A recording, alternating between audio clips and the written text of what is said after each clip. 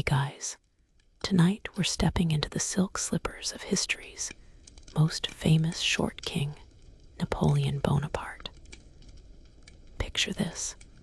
You're waking up in a gilded bed that cost more than most people's houses, your head spinning with the weight of ruling half of Europe, and your stomach already churning, because you know today will bring another dozen crises that could topple your empire. You're about to experience what it's like to be the most powerful man in the world. And honestly, you probably won't survive the stress. Most people's hearts would give out before breakfast. So, before you get comfortable, take a moment to like the video and subscribe. But only if you genuinely enjoy what I do here. Drop a comment letting me know where you're listening from and what time it is in your corner of the world. Now dim the lights.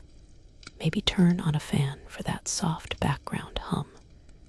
And let's ease into tonight's journey together.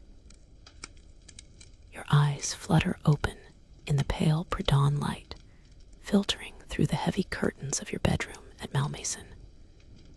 The year is 1804, and you're Napoleon Bonaparte, Emperor of the French, though the crown still feels strange on your head some mornings. Your body clock, trained by years of military campaigns, wakes you before your valet even thinks to stir. The bed beneath you is absurdly comfortable, imported silk sheets from Lyon, a mattress stuffed with the finest down, and enough pillows to cushion a small army. Josephine's side of the bed is empty and cold. She's been spending more time at her other residences lately, and you both know why, though neither of you speaks of it directly. You stretch your compact frame. Yes, you're actually average height for the time at 57. But history has a cruel sense of humor, and immediately your mind begins racing through the day's agenda. The empire doesn't sleep, even if its emperor occasionally needs to.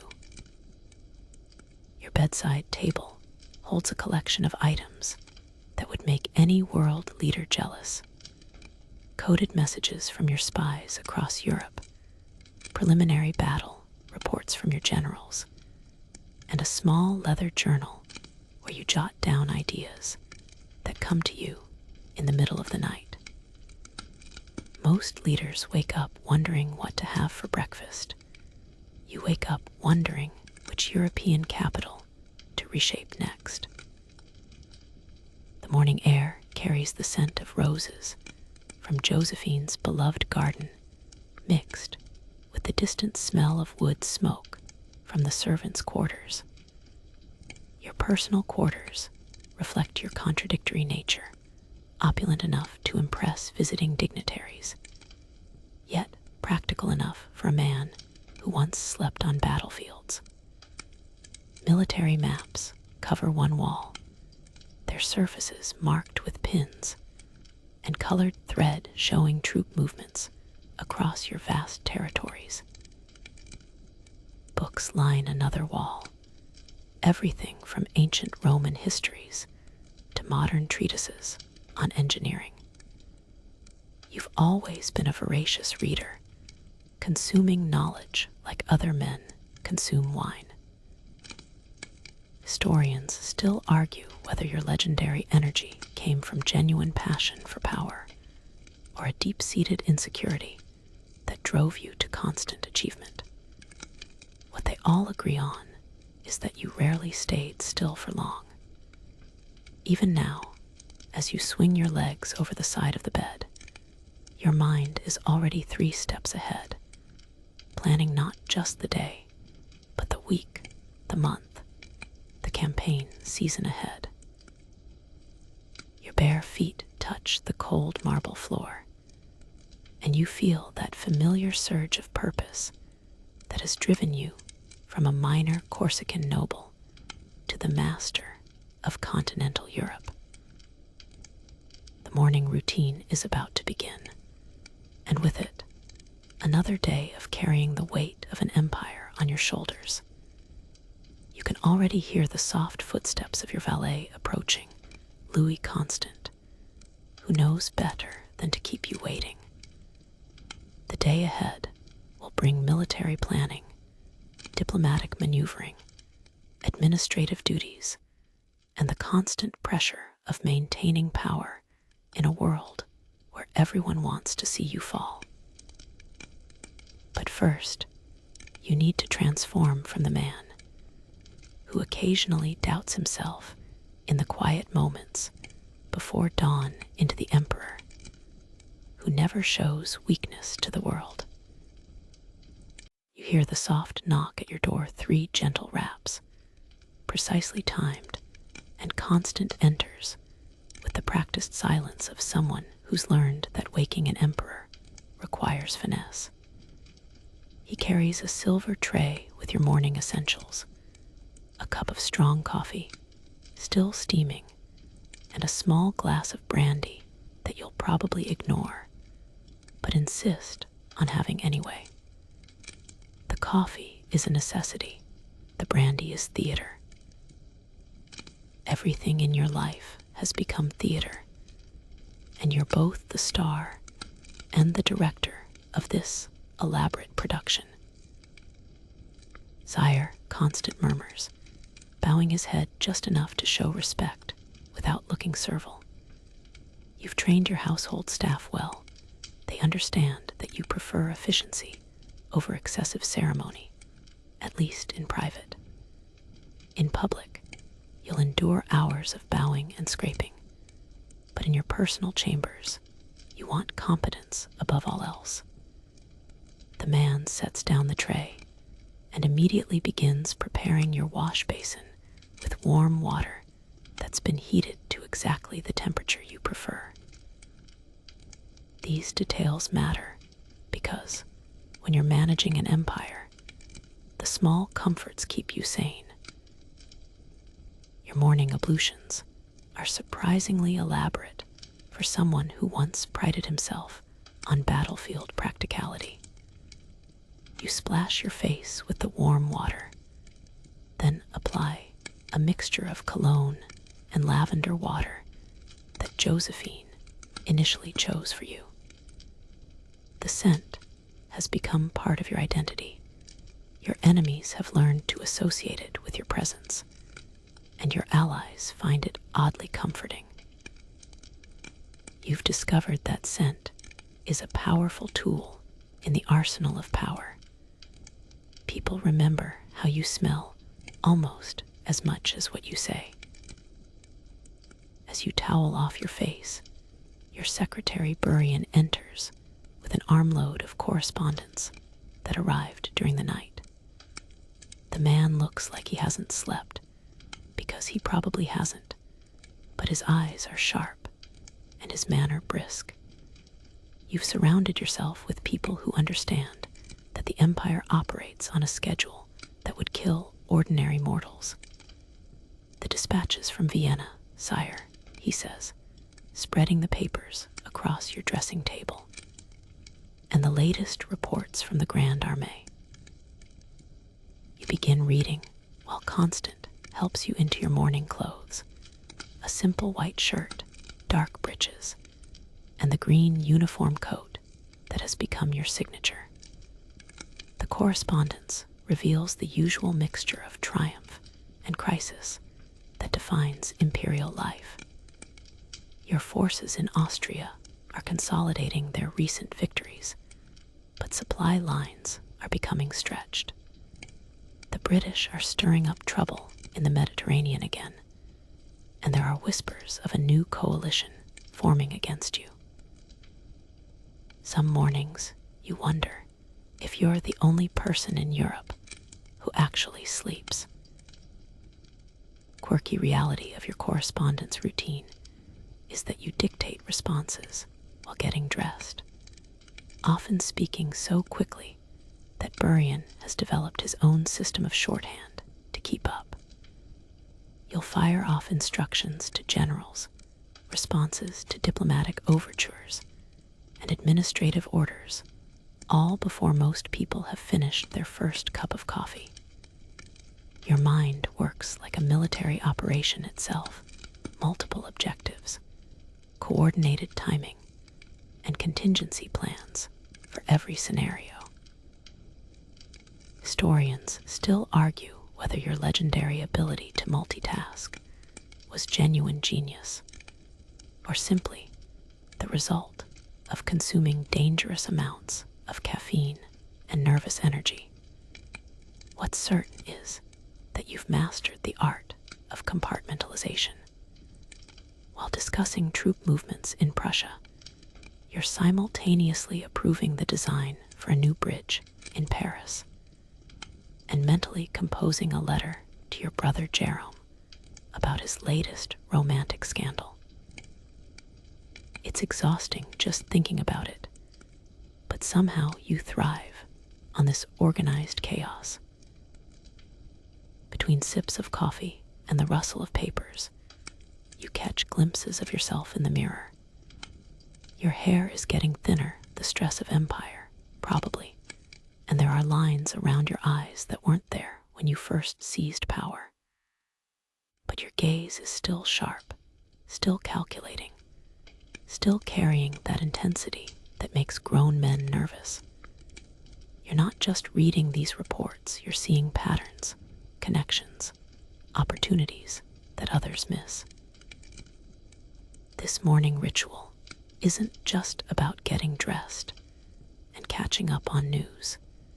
It's about preparing your mind for another day of reshaping the world. Your breakfast arrives on a silver service that could feed a small family, though you'll barely touch half of it.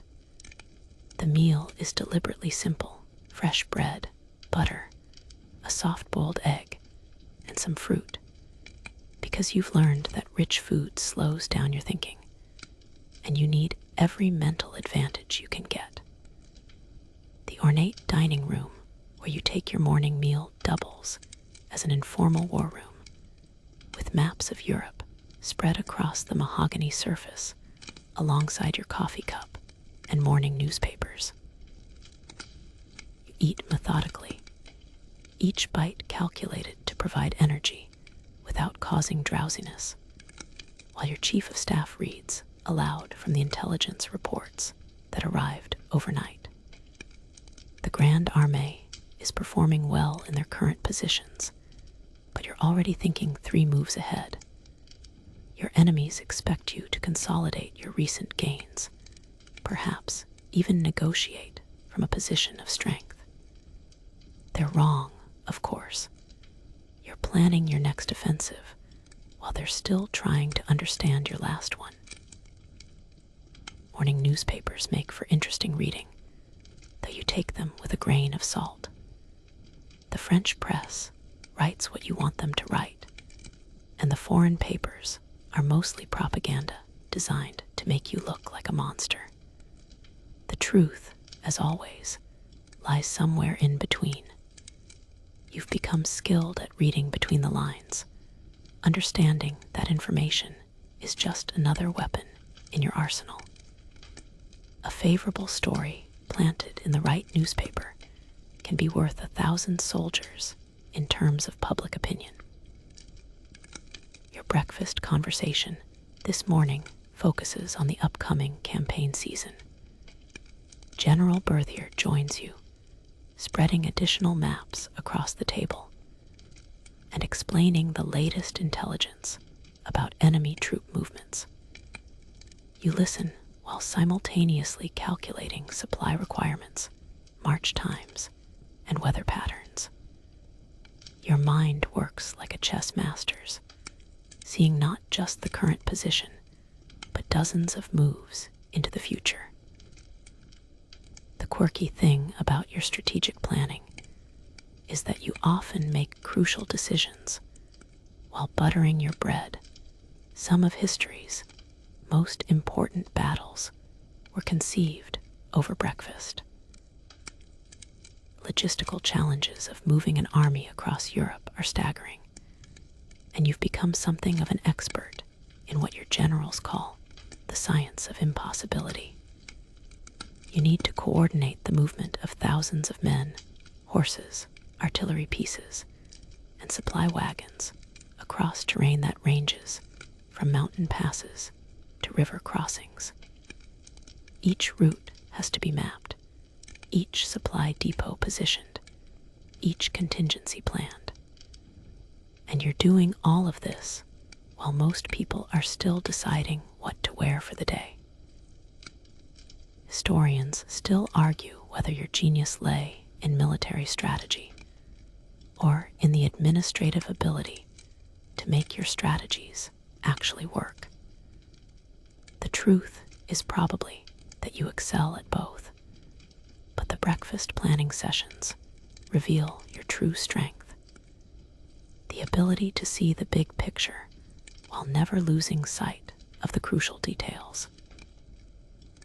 You're discussing grand strategy one moment and the proper horseshoe specifications the next, because you understand that empires are built on getting both the large and small things right.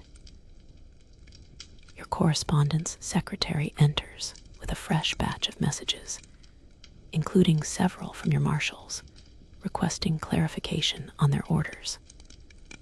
You dictate responses while finishing your egg, your mouth full of breakfast, while your mind formulates complex military instructions. It's a peculiar sight, the Emperor of the French conducting a campaign while eating toast, but it perfectly captures the relentless pace of your daily existence. Morning meal concludes with you standing at the large window overlooking the gardens, coffee cup in hand, staring out at the landscape while your mind processes everything you've learned. Your staff knows better than to interrupt these moments of quiet contemplation. You're not just planning the next battle, you're envisioning the shape of Europe after your victory. The breakfast table behind you is covered with maps, reports, and half-finished plans that will determine the fate of nations. And somehow, you've managed to consume a perfectly ordinary meal while orchestrating the future of the continent.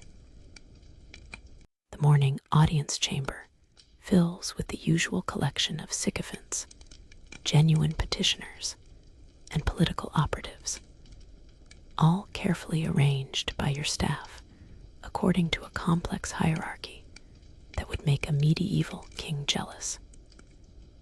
You've learned that managing an empire requires not just military genius, but also the theatrical skills of a master showman.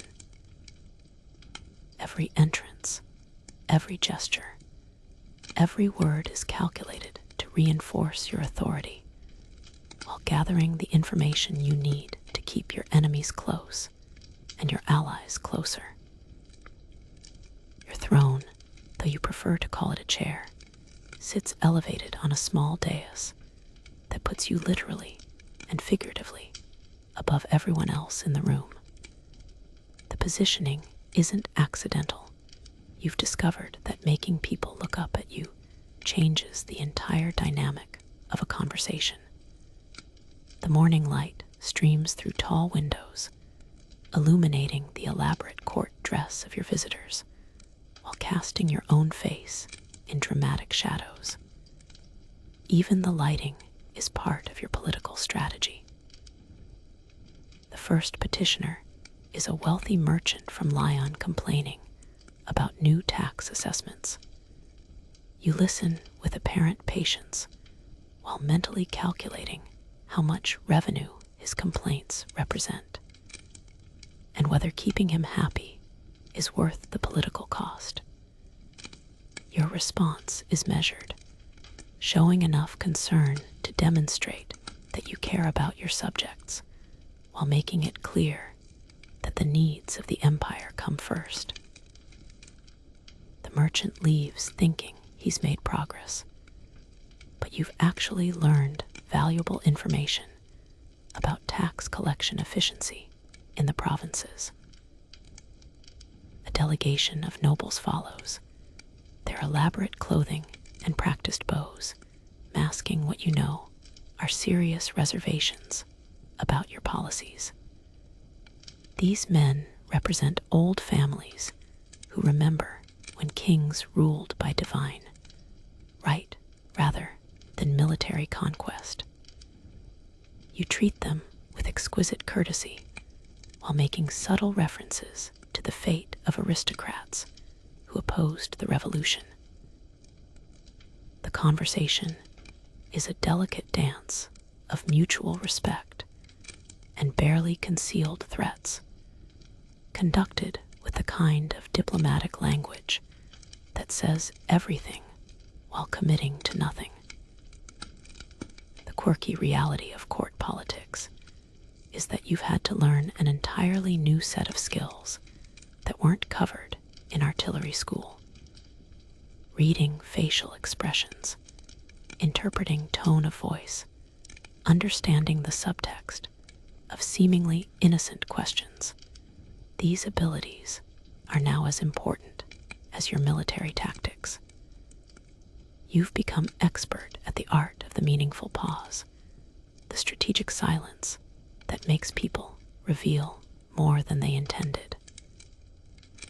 Sometimes you wonder if you're becoming more politician than soldier, and the thought disturbs you more than you'd care to admit. Your private secretary whispers updates about various political situations between petitioners. The situation with the Pope is deteriorating. Your brothers are causing their usual diplomatic problems, and there are rumors of another assassination plot. You file away each piece of information while maintaining the appearance of relaxed attention to whoever is currently speaking. The ability to compartmentalize has become essential. You can be genuinely concerned about a widow's pension while simultaneously planning your response to a potential military threat. Historians still argue whether your court was more democratic than traditional monarchies, or simply a more efficient form of autocracy. The truth is probably that you've created something entirely new, a system that combines imperial grandeur with meritocratic principles, where talent matters more than birth, but where crossing the emperor still means professional suicide. You've managed to make people feel like they have access to power, while ensuring that all real decisions flow through you. The morning audience concludes with you standing and announcing that you'll consider all the requests carefully. The formal language masks the reality that you've already decided most of the issues, but the theater of consultation is important for maintaining the illusion of participatory government. Your subjects need to feel heard, even when you're not actually listening to their advice. As the chamber empties, you reflect on the strange reality that ruling an empire requires you to be simultaneously the most powerful and the most scrutinized person in your domain. The war room represents your true element, not the ornate chambers where you play emperor, but this practical space where you become the general who conquered Europe. The massive table in the center holds a detailed map of the continent, marked with colored pins representing friendly and enemy forces, supply lines drawn in different colored inks, and terrain features noted in your own precise handwriting. This is where you feel most like yourself, surrounded by the tools of your trade and the visual representation of your ambitions. You lean over the map with the focused intensity of a scholar examining an ancient text, except this text is constantly changing, and your interpretations have consequences measured in thousands of lives. Your chief of staff, General Berthier, stands beside you with a leather portfolio containing the latest intelligence reports. The man has learned to organize information the way you prefer it, concise, verified, and presented in an order that allows you to see patterns that others miss. Together, you've developed a working relationship that functions like a well-oiled military machine. The morning's intelligence reveals that the Austrians are repositioning their forces along the Danube, which could indicate preparation for either a defensive strategy or an offensive thrust toward your supply lines. You trace possible routes with your finger, calculating march times and logistical requirements while considering the political implications of each scenario. Your enemies have learned to think like you, anticipating your moves, preparing counters to your strategies, which means you must constantly evolve your tactics to stay ahead of their expectations. Your approach to military planning combines the systematic analysis of an engineer with the intuitive leaps of an artist. You've memorized the topography of half of Europe, understanding how terrain affects everything from cavalry charges to artillery placement. But you also have an almost supernatural ability to sense opportunity, those moments when a calculated risk could transform an entire campaign. The quirky thing about your planning sessions is that you often make your most important decisions while pacing around the room, thinking out loud in a stream of consciousness that your staff has learned to follow.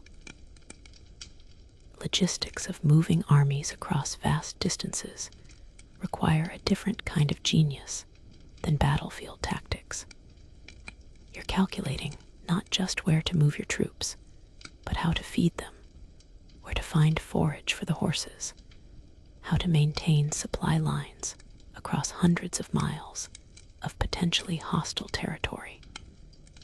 Your maps are covered with notations about bridges, road conditions, seasonal weather patterns, and the political reliability of local populations.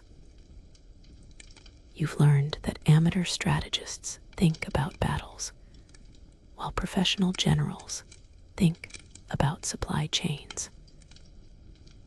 Historians still argue whether your military genius was innate or developed through relentless study and practice. The evidence suggests both. You have an intuitive understanding of warfare that can't be taught, but you've also read every military treatise ever written and learned from every campaign in recorded history. Your library contains works by Caesar, Alexander, Frederick the Great, and dozens of lesser-known tactical theorists. You've absorbed their lessons while developing innovations that have revolutionized European warfare. The session continues with detailed discussions about individual unit capabilities, commander personalities, and enemy weaknesses. You know your generals personally, their strengths, their blind spots, their personal loyalties, and you assign them to positions that maximize their effectiveness while minimizing their flaws. Your marshals are skilled professionals, but you're the conductor of this military orchestra, ensuring that their individual talents combine into something greater than the sum of their parts. As the morning map session concludes, you step back and survey the entire strategic situation with the satisfaction of a master craftsman examining his work. The pins and lines on the map represent more than military units. They're the physical manifestation of your will imposed on the European continent. Tomorrow will bring new intelligence, new challenges, new opportunities to demonstrate that you remain the most dangerous man in Europe. But for now, you're content to have spent the morning doing what you do best, planning the next phase of your conquest of the world. Your private dining room transforms into an intimate arena of international diplomacy, where conversations over wine and roasted fowl determine the fate of nations. Today's luncheon guests include the Austrian ambassador, a representative from the Vatican, and a carefully selected assortment of your own ministers who understand that every word spoken at this table will be analyzed and reported back to capitals across Europe. The meal is elaborate enough to impress your visitors, while remaining practical enough to allow for serious conversation. You've learned that truly important diplomacy happens not in formal negotiation chambers, but over shared meals where people's guards drop slightly. You take your seat at the head of the table with the casual confidence of someone who owns the room, though you're acutely aware that every gesture is being studied for signs of weakness or strength. The Austrian ambassador, Count Metternich, is a skilled diplomat who masks his intelligence behind a facade of aristocratic charm. You respect his ability even as you plot to outmaneuver him. The Vatican representative, Cardinal Consalvi, carries himself with the dignified authority of someone who serves a power even older than your empire. These men are not here for the food. They're here to test your resolve and gather intelligence about your intentions. The conversation begins with the kind of polite small talk that diplomatic protocol requires: discussions of the weather, compliments about the meal, inquiries about family members. But beneath this civilized surface, you're all engaged in a complex game of verbal chess. When Metternich mentions the stability of the current situation, he's really asking whether you're planning another military campaign. When you respond with observations about the natural evolution of European politics, you're letting him know that change is inevitable and that he'd better choose the winning side. Your approach to diplomatic dining involves using the meal itself as a psychological weapon. You eat sparingly, demonstrating self-control, while your guests indulge in rich foods and wine that might loosen their tongues. You've mastered the art of the meaningful pause, letting silence stretch just long enough to make people uncomfortable, prompting them to fill the void with information they hadn't planned to share. The quirky thing about your diplomatic style is that you often learn more from what people don't say than from their actual words. The Vatican representative raises the delicate subject of your relationship with the Pope, phrasing his concerns in the diplomatic language that makes threats sound like friendly advice. You respond with the kind of measured respect that acknowledges the Church's spiritual authority while making it clear that temporal power belongs to you. The conversation is a masterclass in saying important things without actually saying them directly. Both sides understand the stakes, but neither wants to be the first to speak plainly about the potential consequences of disagreement. Historians still argue whether your diplomatic skills were as impressive as your military abilities, but the evidence suggests you understood power in all its forms. You've learned to read people's motivations, to understand what they want most and what they fear losing. Your luncheon diplomacy operates on multiple levels simultaneously. You're negotiating specific agreements while also sending broader messages about your intentions and capabilities. Every meal is a performance designed to reinforce your position as the dominant force in European politics. The Austrian ambassador delicately probes your plans for the upcoming campaign season, trying to determine whether your current military positioning represents preparation for war or simply defensive precautions.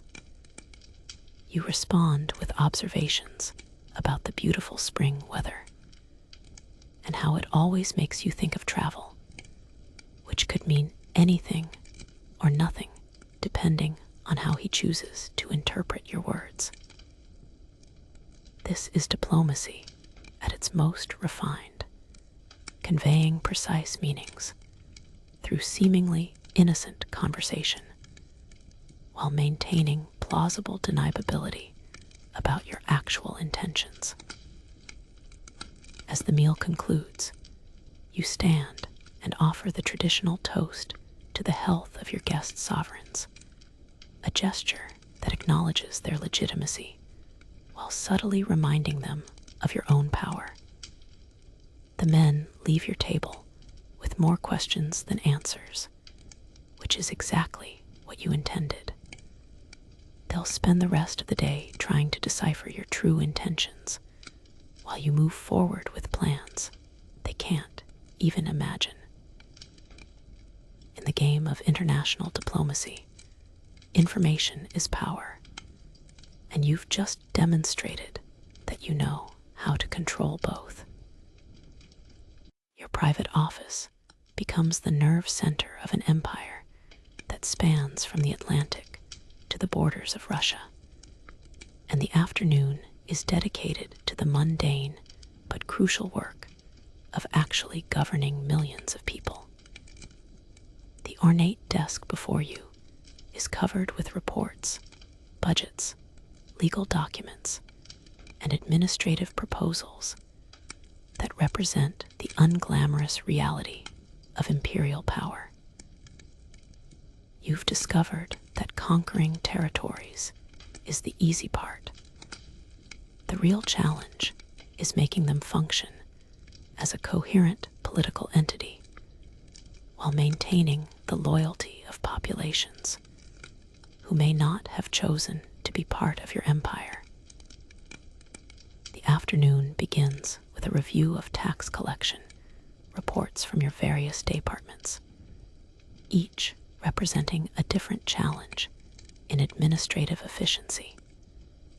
The newly incorporated German territories are struggling with currency conversion. The Italian provinces are dealing with local resistance to your legal reforms, and the Dutch regions are adjusting to new trade regulations. You read through each report with the methodical attention of an accountant, because you've learned that empires collapse from financial problems more often than military defeats. Your Minister of the Interior, Chaptal, enters with a thick folder containing proposals for infrastructure improvements across the empire. The man has learned to present information in the concise, practical format you prefer: costs, timelines, expected benefits, and potential problems, all summarized in documents that allow you to make quick decisions. You're reviewing plans for new roads, bridges, and canals that will bind your empire together, while simultaneously making it easier to move troops when necessary. Every public works project serves multiple purposes in your strategic thinking. The civil code revision consumes a significant portion of your afternoon attention.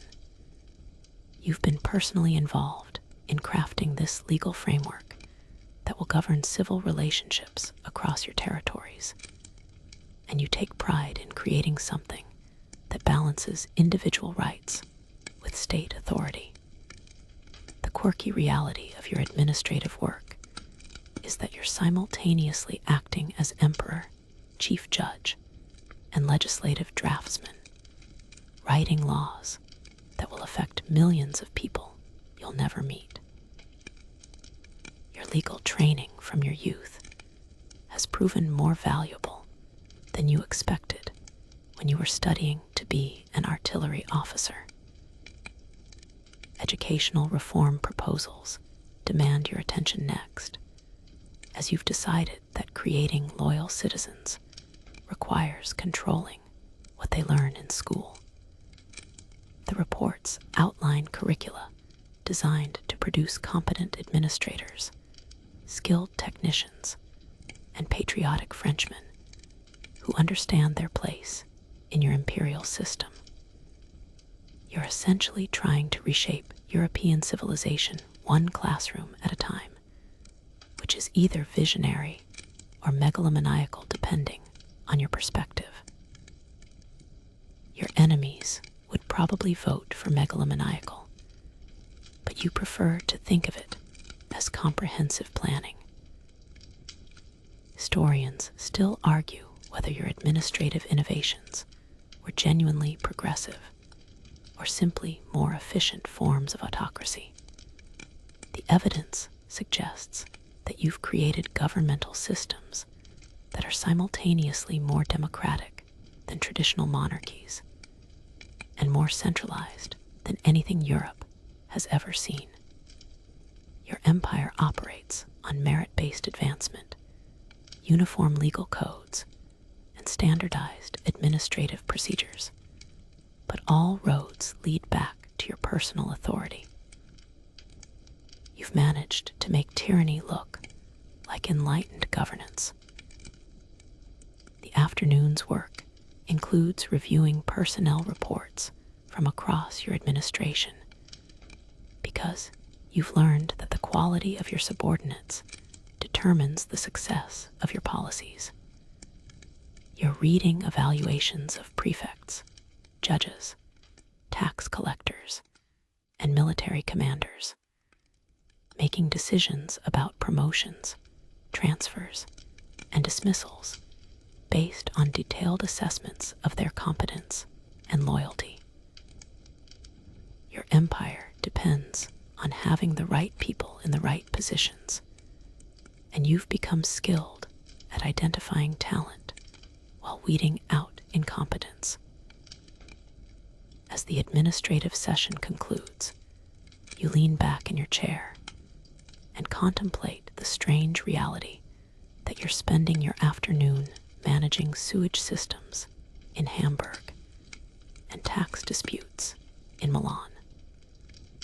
The glorious conquest of Europe has led to the decidedly unglamorous responsibility of making sure the empire actually functions from day to day. You've become not just a military commander, but also a chief executive, head of state, and senior administrator for the most complex political entity in European history. Sometimes you wonder if world conquest was worth the paperwork. Late afternoon brings you to the most emotionally complex part of your day, dealing with the personal relationships that have become increasingly complicated by your rise to imperial power. Your private secretary brings a collection of letters that require your personal attention, including correspondence from Josephine, messages from your scattered family members, and communications from old friends who now must navigate the awkward reality of addressing someone they once knew as simply Bonaparte. The ornate writing desk in your personal study becomes a stage where you must balance the roles of husband, brother, friend, and emperor. Josephine's latest letter arrives from Malmaison, where she's been spending more time lately, supposedly for her health, but really to avoid the increasingly tense atmosphere of court life. Her elegant handwriting fills several pages with descriptions of her gardens, social events, and charitable activities, but you can read between the lines to understand her real message. She's struggling with the reality that your marriage has become more political arrangement than romantic partnership.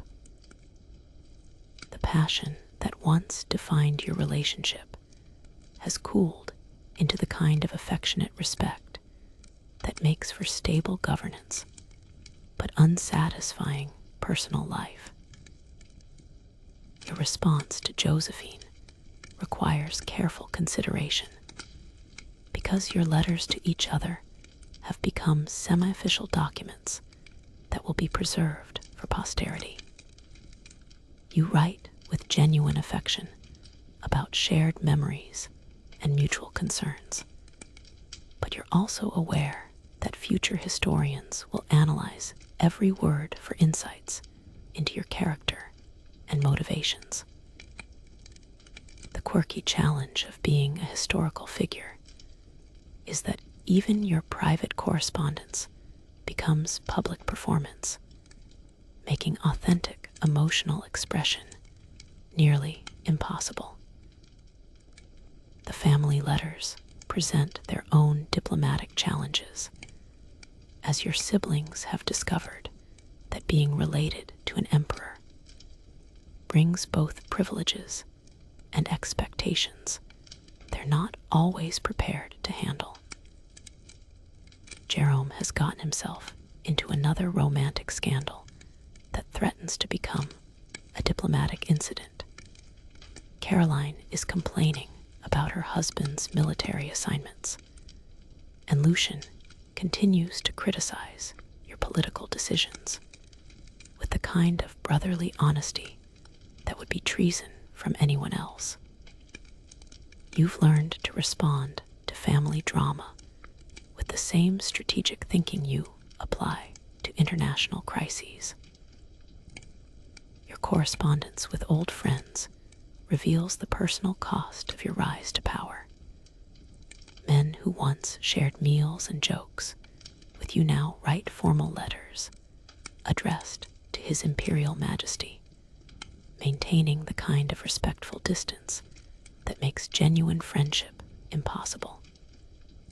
You find yourself missing the casual camaraderie of your early military career, when relationships were simpler and your authority was based on competence rather than ceremony.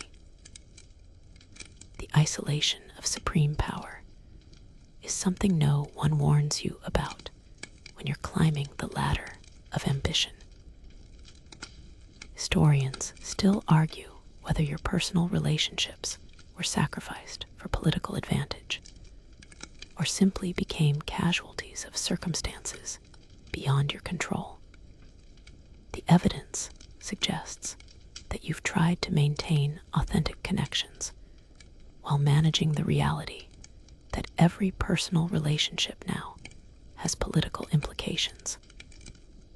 Your letters reveal a man who genuinely cares about his family and friends, but who must constantly balance private affection against public responsibility. Afternoon's correspondence concludes with a letter to your mother, Letizia, who remains one of the few people who treats you like the person you were before you became the person you are. Her responses to your letters maintain the kind of maternal authority that transcends political rank, reminding you to eat properly, dress warmly, and remember that no matter how many kingdoms you conquer, you'll always be her son. These exchanges provide a welcome respite from the constant demands of imperial dignity. As you seal the last letter with your personal signet, you reflect on the strange reality that maintaining personal relationships has become another form of work, requiring the same careful planning and strategic thinking you apply to military campaigns.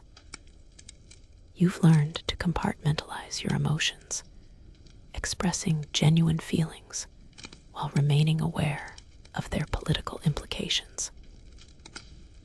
The letters on your desk represent not just personal communication, but also the ongoing challenge of remaining human while exercising power that puts you beyond the normal range of human experience.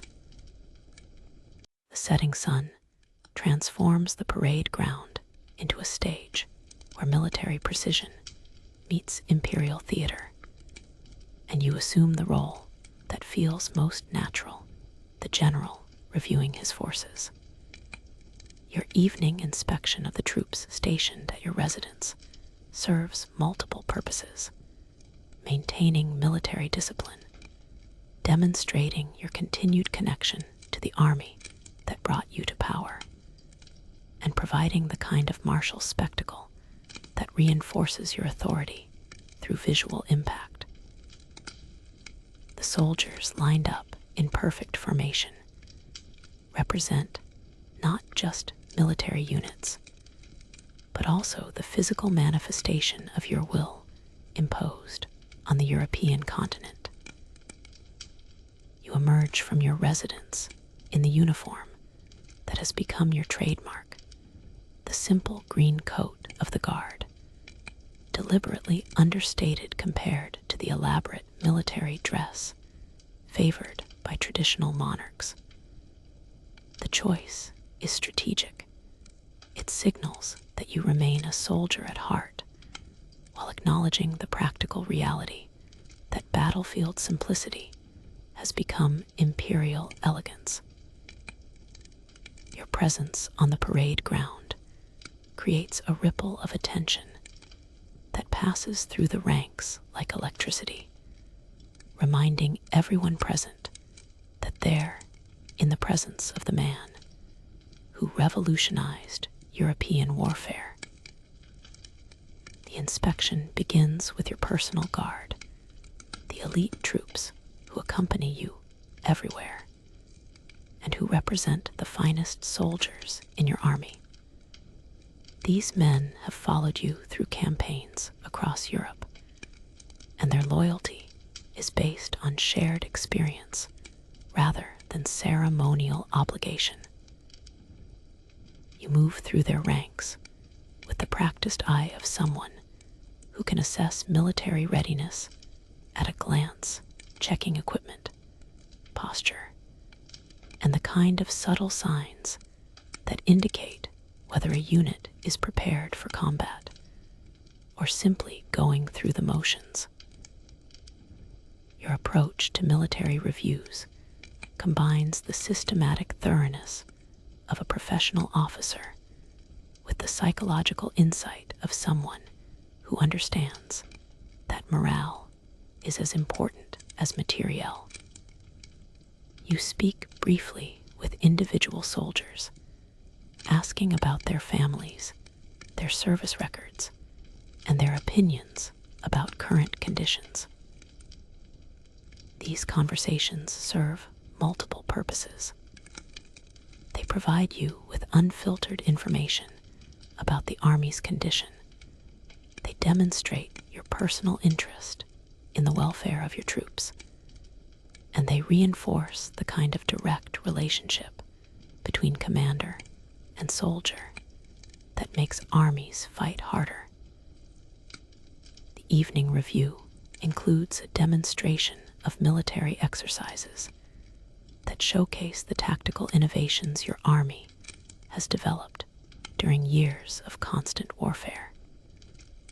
You watch cavalry maneuvers, artillery drill, and infantry formations with the critical attention of someone who understands that military excellence requires constant practice and refinement.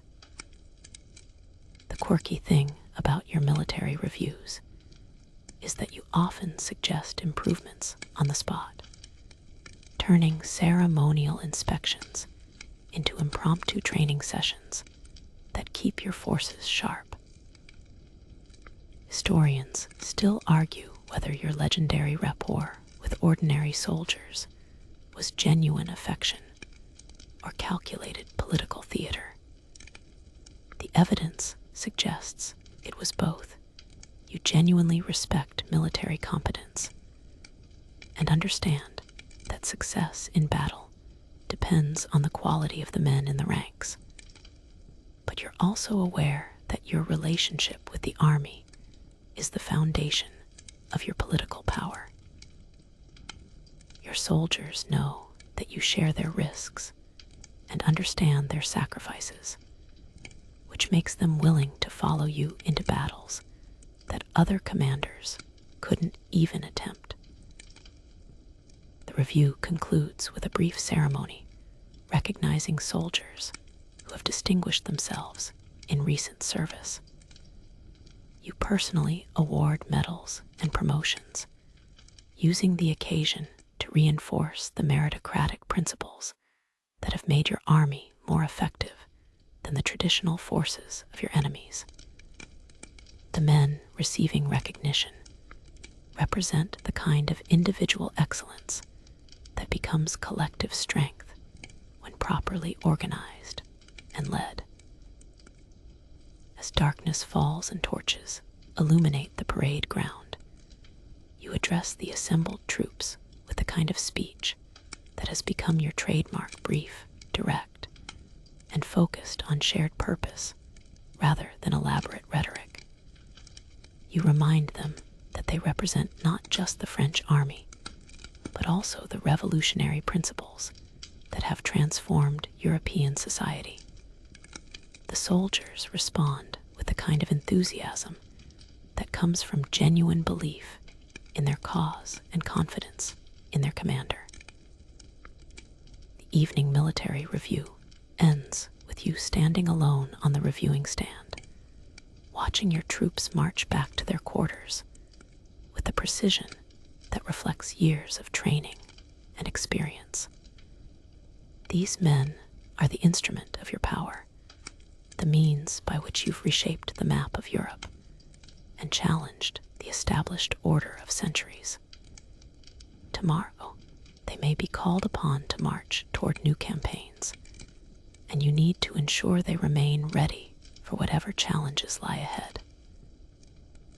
The private dining room reserved for your inner circle becomes a sanctuary where the performance of imperial dignity gives way to the frank discussions that shape military strategy and political policy. Tonight's dinner companions include Marshal Lannes, your most trusted friend among the officer corps, Marshal Devout, whose tactical brilliance matches his personal loyalty, and General Duroc, whose administrative skills keep your military machine functioning smoothly. These men have earned the right to speak freely in your presence, and their conversation provides the kind of unvarnished assessment that you can't get from formal reports or official briefings. You take your seat at the modest table, deliberately smaller than the elaborate state dining furniture, and immediately the atmosphere shifts from imperial ceremony to military camaraderie. The food is excellent, but not ostentatious, chosen to fuel serious conversation rather than impress visitors. Your generals understand that this evening meal represents their opportunity to discuss concerns propose strategies and debate options without the constraints of formal protocol. You've learned that the best military decisions emerge from honest discussion among professionals who trust each other's judgment. Lanz opens the conversation with his characteristic directness, raising concerns about supply lines for the upcoming campaign season. The man has never learned to temper his opinions with diplomatic language, which is exactly why you value his input.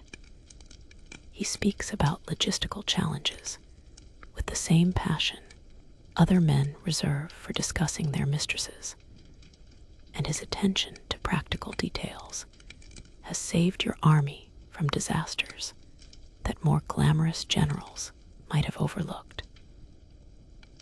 The quirky thing about your military dinners is that they often sound more like heated arguments than polite conversation, because you've encouraged an atmosphere where disagreement is not just tolerated, but expected.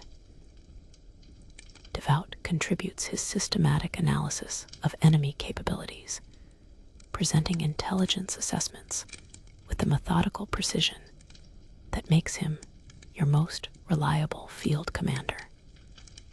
The man has a reputation for being humorless, but you've learned to appreciate his analytical approach to warfare.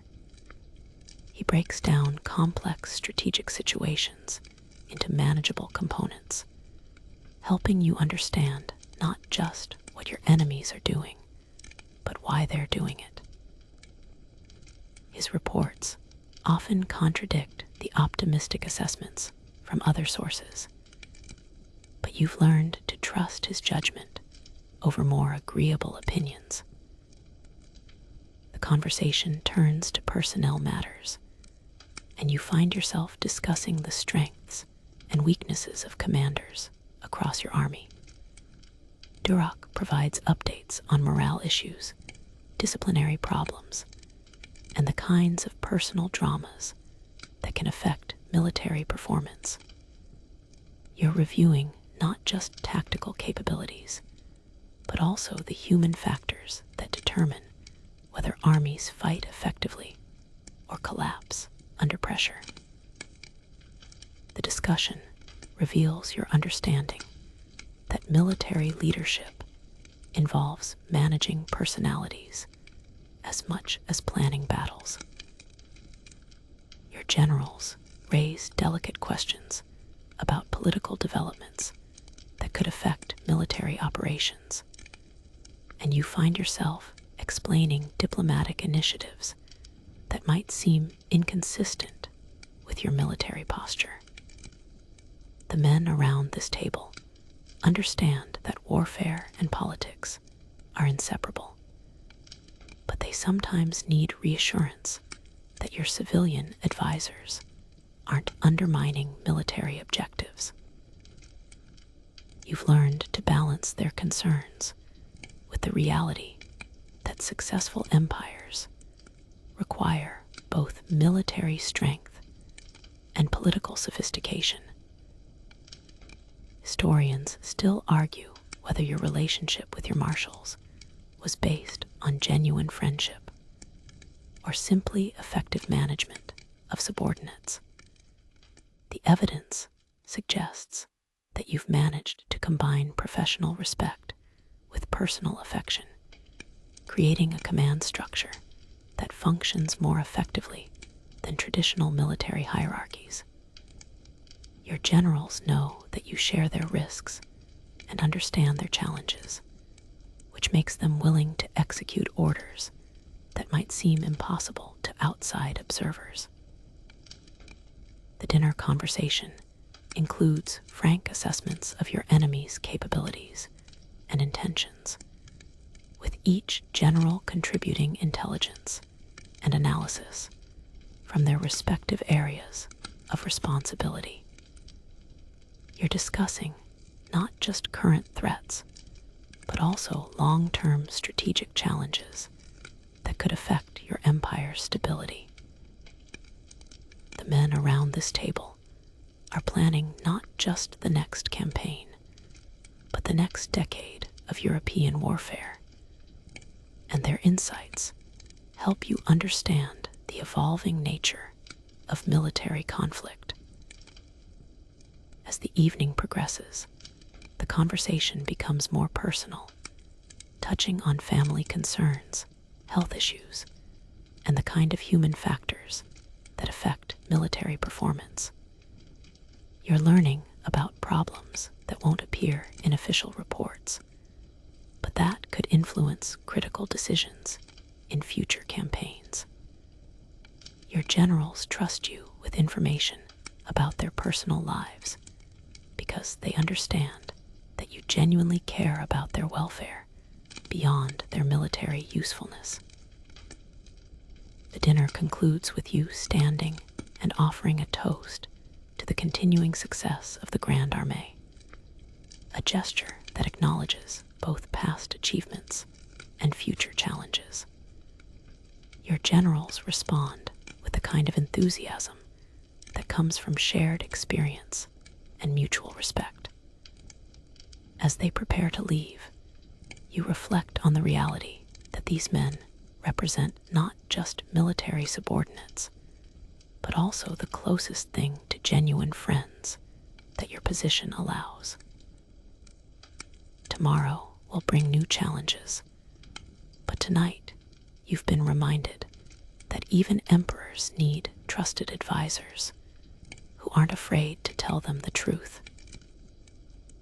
Your private study becomes a refuge from the relentless demands of imperial performance, and you finally allow yourself the luxury of solitude that has become increasingly rare as your power has grown. The room reflects your personal tastes rather than imperial requirements: comfortable furniture, practical lighting, and walls lined with books that represent your genuine interests rather than ceremonial display. Here, in the quiet hours after midnight, you can temporarily set aside the burden of being Napoleon Bonaparte and simply exist as a man who enjoys reading, thinking, and planning without the constant awareness of being observed and analyzed. The leather-bound volumes surrounding you represent a lifetime of intellectual curiosity that has somehow survived the transformation from Corsican artillery officer to Emperor of the French. You've managed to maintain your love of learning despite the demands of conquest and governance, and these late-night reading sessions provide the kind of mental stimulation that keeps your mind sharp for the challenges ahead. Tonight, you're reading Plutarch's Lives, comparing the careers of ancient commanders with your own experiences, and drawing lessons that might apply to contemporary challenges. Your desk holds the personal projects that receive attention only during these quiet hours: correspondence with intellectuals across Europe, notes for the memoirs you may someday write, and mathematical calculations that help you understand the logistical possibilities of future campaigns.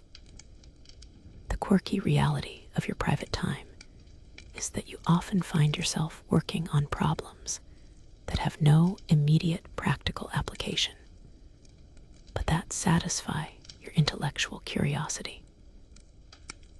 You've always been driven by the desire to understand how things work, whether they're artillery trajectories or the rise and fall of civilizations.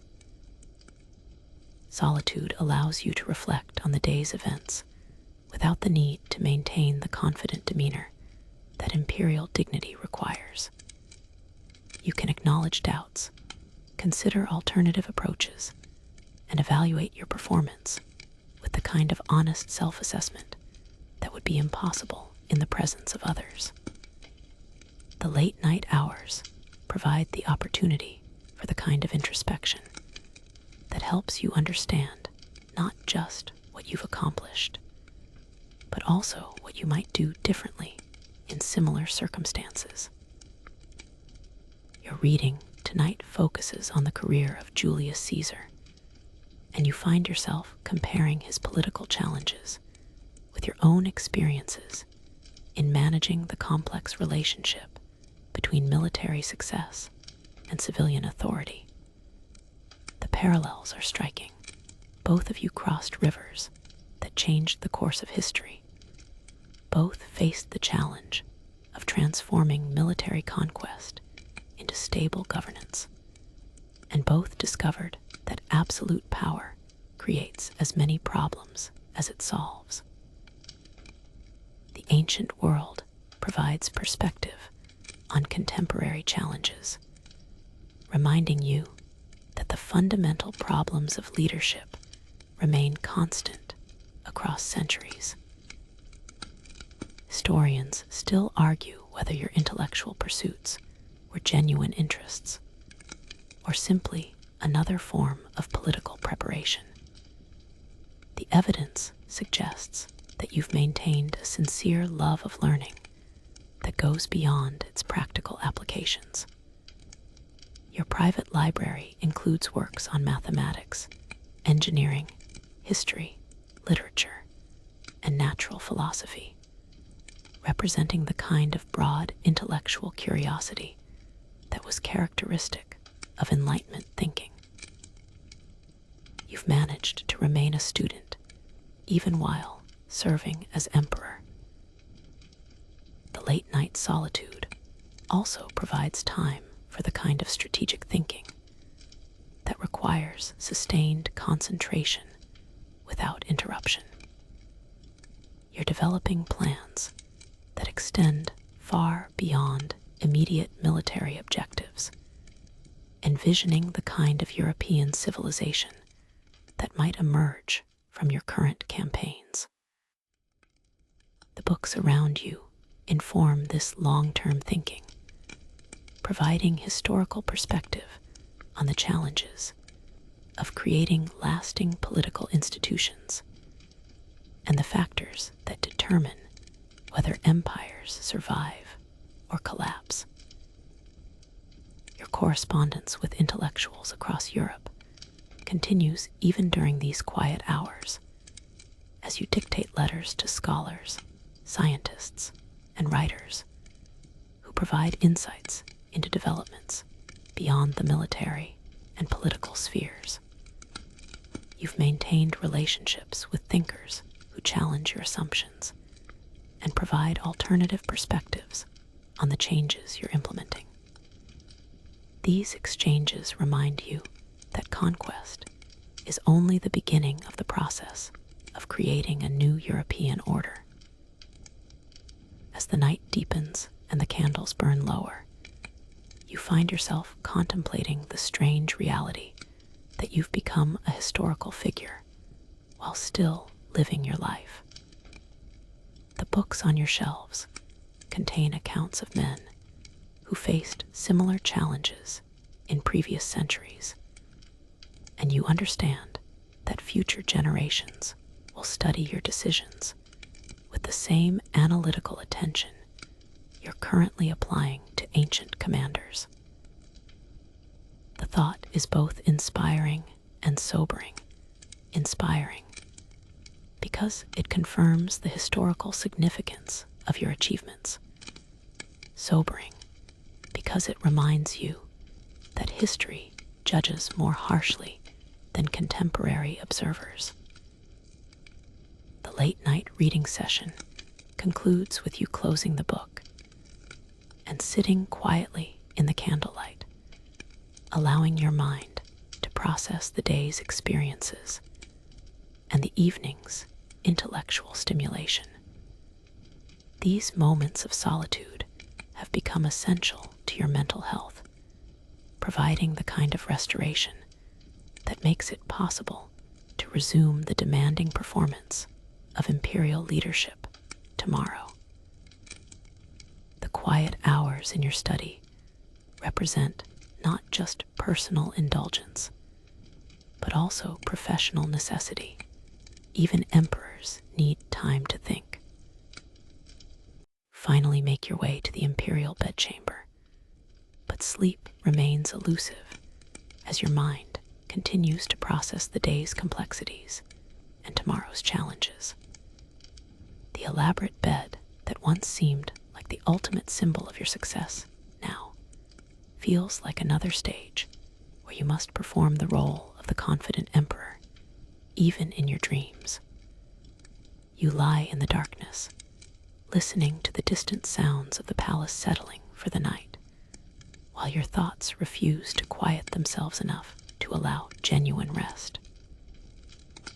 The weight of empire follows you into sleep, manifesting in dreams that blur the line between memory and imagination, between past triumphs and future possibilities. Tonight you dream of the bridge at Arkell, where you led your troops across enemy fire and changed the course of your career. But the dream transforms into a vision of bridges yet to be built, connecting the scattered territories of your empire into a unified whole. Your unconscious mind continues the work of planning and strategizing, even when your conscious thoughts finally surrender to exhaustion. The imperial bedroom, with its silk hangings and gilded furniture, becomes a monument to the isolation that accompanies absolute power. Josephine's absence from the bed beside you represents more than marital discord.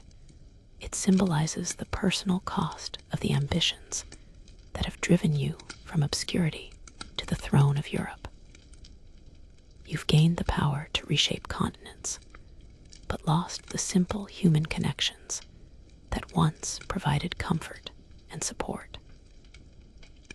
The quirky reality of your position is that you're simultaneously the most powerful and the most lonely man in Europe. Your dreams shift between triumph and anxiety, reflecting the constant tension between confidence and doubt that defines your waking hours. You see yourself reviewing maps that show territories yet to be conquered, but the maps keep changing, with friendly regions becoming hostile and secure positions revealing unexpected vulnerabilities. The dream logic captures the reality of your position. Success creates new challenges, and victory in one theater often leads to complications in another. The physical symptoms of stress manifest even in sleep, as your body struggles to process the demands you've placed on it through years of constant activity and relentless pressure. You wake periodically, your mind immediately racing through the challenges awaiting you in the morning, before drifting back into restless dreams populated by generals, diplomats, and the ghosts of battles past. The imperial physician has recommended various remedies for your insomnia, but you've learned that the cure for sleeplessness is solving the problems that cause it, not masking the symptoms. Historians still argue whether your legendary energy was sustainable, or whether the physical and psychological demands of your position were gradually wearing you down. The evidence suggests that you've managed to maintain extraordinary productivity through sheer force of will, but the cost is becoming apparent in your increasingly restless sleep and the physical symptoms of chronic stress. The man who once seemed invincible is discovering that even emperors are subject to human limitations. Your dreams tonight include visions of the future, not prophetic insights, but the kind of planning that continues even in sleep. You see European cities rebuilt according to your architectural vision, educational systems producing generations of loyal citizens, and legal codes providing the framework for a continental civilization. But the dreams also include darker possibilities. Coalitions forming against you, internal rebellions, and the kind of systematic challenges that could threaten everything you've built. The pre-dawn hours bring the most vivid dreams as your mind processes the day's experiences and prepares for the challenges ahead. You dream of conversations with historical figures, Caesar, Alexander, Charlemagne, discussing the burdens of supreme power and the loneliness of command. These imaginary dialogues provide the kind of perspective that's impossible to gain from contemporary advisors, all of whom have their own agendas and limitations.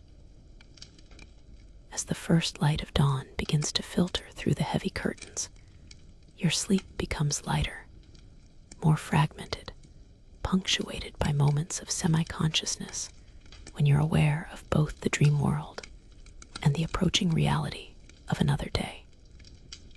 The transition from sleep to waking is gradual, allowing you to hold onto the insights and perspectives that emerge during the quiet hours when your conscious mind relaxes its control over your thoughts and imagination. Wind down 300 words. And so, as morning approaches once again, you prepare to wake from these restless dreams and resume the burden of being Napoleon Bonaparte, Emperor of the French, master of half of Europe, and prisoner of your own ambitions.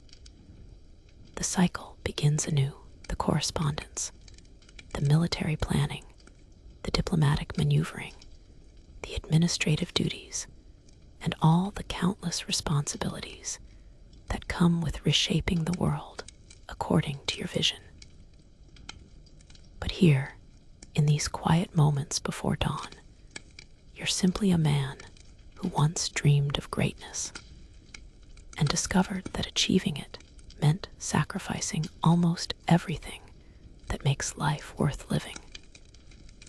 The imperial crown sits heavy on your head, even in sleep, reminding you that some achievements come with prices that can't be calculated until after they've been paid.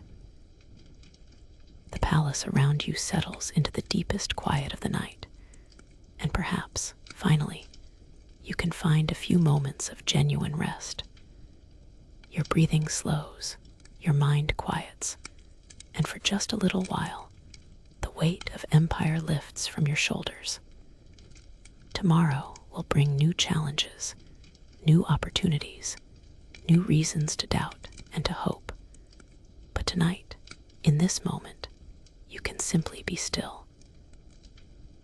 Let the soft darkness wrap around you like a blanket. Let the distant sounds of the sleeping palace fade into gentle silence, and allow yourself to drift into the kind of peaceful sleep that emperors dream of but rarely find. The morning will come soon enough, but for now, rest easy in the knowledge that some battles are won simply by surviving to fight another day.